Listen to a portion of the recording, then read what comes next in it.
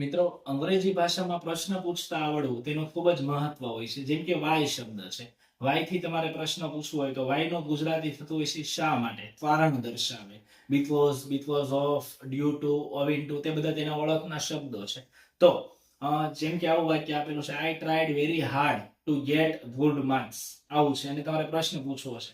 તેનો પ્રશ્ન એવો પૂછી શકો, why did you try very hard. ત્યારબાદ એવું આપેલું છે, I go to school to learn new subjects. તો તેનો પ્રશ્ન આપણે એવો બને, why do you go to school.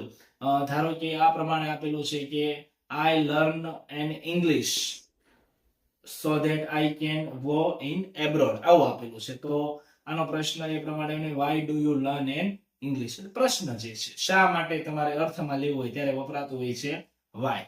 નીચે આપેલા 3 સવાલોના જવાબ જરૂરથી આપજો.